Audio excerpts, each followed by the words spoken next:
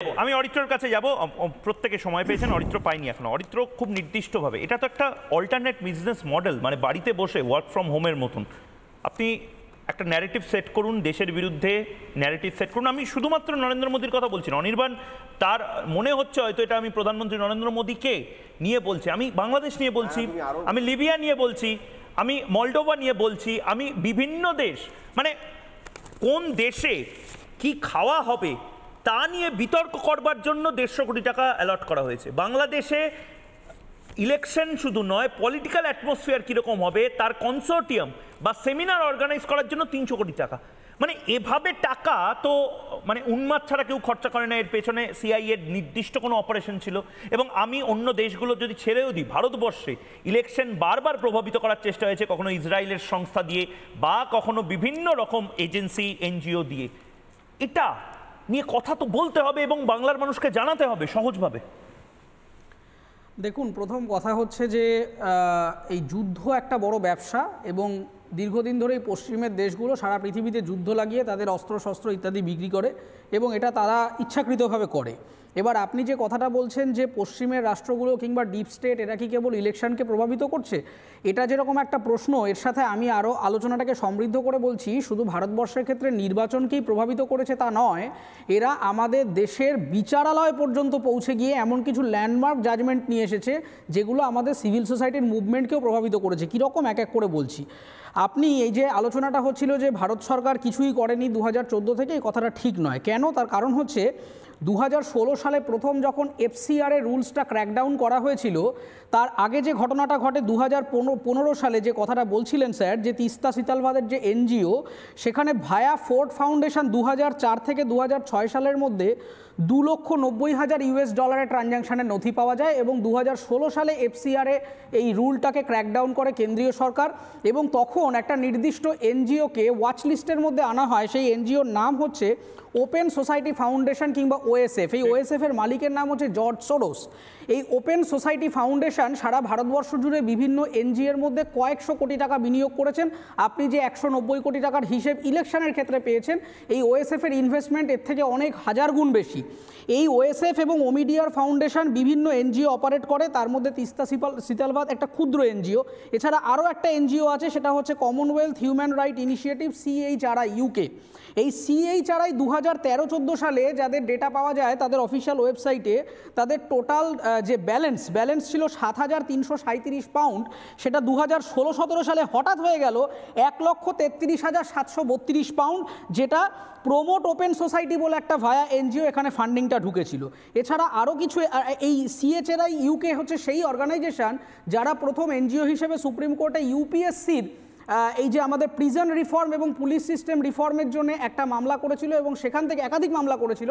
তার মধ্যে UPSC reformation, আমাদের জাস্টিস রিফর্মেশনের ক্ষেত্রে, জেলের রিফর্মেশনের ক্ষেত্রে 3-4টে ল্যান্ডমার্ক জাজমেন্ট বেরিয়েছে, যেই জাজমেন্টের পিটিশনার হচ্ছে এই CHRI UK। এছাড়া নমতি, সেন্টার ফর পলিসি রিসার্চ, স্বাধিকার বলে একটি দলিত রাইট অর্গানাইজেশন রয়েছে, ন্যাশনাল ফাউন্ডেশন ফর ইন্ডিয়া রয়েছে। দেখুন, ভারতবর্ষের ডিপ স্টেটের অপারেশনটা যদি আপনাকে অবজার্ভ করতে হয় তাহলে এখানে বুঝতে হবে যে ভারতবর্ষের ডিপ স্টেট মিলিটারি লেভেলে অপারেট করে না।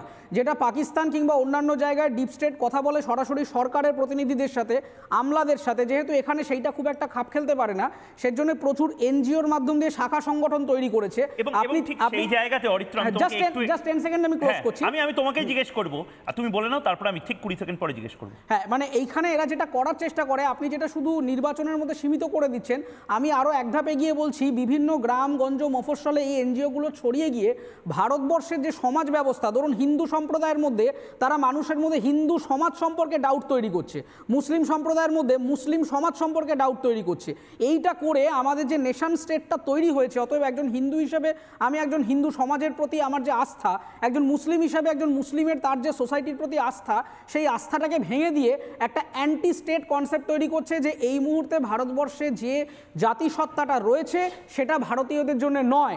এইরকম একটা কথা বলে বিভিন্ন জায়গাতে, আমার কাছে এও ডেটাও রয়েছে যেটা হয়তো টিভিতে বলা সম্ভব নয়, সেখানে বহু জায়গায় সশস্ত্র অভ্যুত্থানের জন্য সরাসরি এই ফান্ডিংগুলো করা হচ্ছে, যার একটা মেজর ইম্প্যাক্ট কিন্তু আগামী 5 বছর। আরেকটা জিনিস আমি যারা এই মুহূর্তে রয়েছে, একটা অ্যাড করে দিই। হ্যাঁ, আমি বিমলদা এই পয়েন্টটা এদের টাকা শুধু ওই সাংবাদিক কুল বা এক শ্রেণীর রাজনীতিবিদ পায়নি, এদের টাকা সমানভাবে পেয়েছে পাকিস্তানের কিছু ভয়ঙ্কর মানে টেররিস্ট অর্গানাইজেশন, অর্থাৎ একই টাকা পাকিস্তানের টেররিস্টরা পাচ্ছে, আবার কিছু সাংবাদিক পাচ্ছে। বিমলদা, তার পাশাপাশি আমার ভয় যেটা, সেই ছবিটা আমি দেখাচ্ছি, এই যে বাংলায় একটা কালচার হয়ে গেছে, বাংলা, কেরালা বা বিভিন্ন রাজ্যে এই কালচারটা ছড়িয়ে দেওয়ার চেষ্টা হচ্ছে।